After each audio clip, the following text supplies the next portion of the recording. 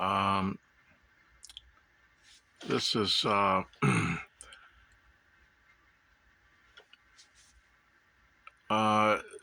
December 22nd, 2024. So, what does severe autism look like in a person who does not have intellectual disability? Well,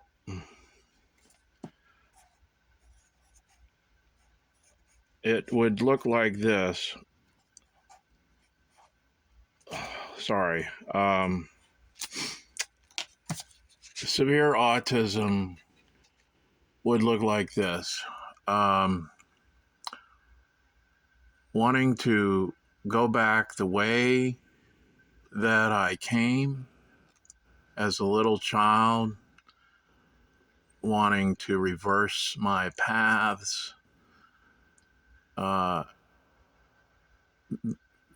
a very little child, 3 years old, 2, 3 years old, 4 years old. And from there, 5, 6, 7, 8, 9 years old, 10, 11, 12, and so on. Following paths, also not talking when vacuum cleaners are on or any other noise that's not welcome, not talking, not answering, also being still, and what is called a shutdown, which is refusing to move, to the point where I was beaten on by my mother, who had a very bad temper problem when I was a child. Walking around the perimeters of buildings and areas, eventually being hospitalized for over 1,100 days, inpatient, from 13 to 17 and a half.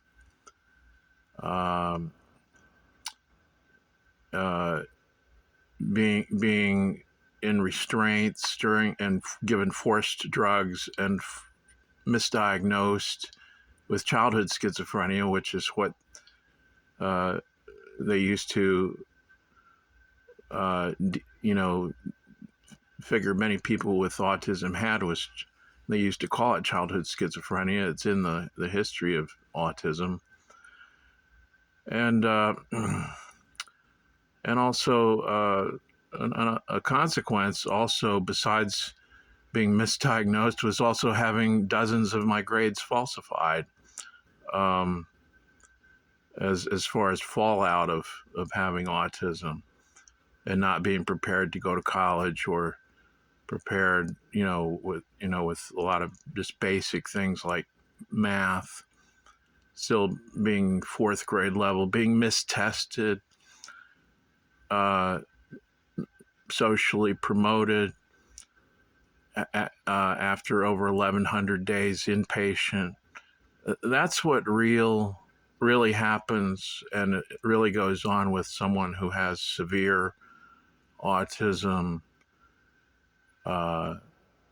who actually has severe behaviors. That's what autism is.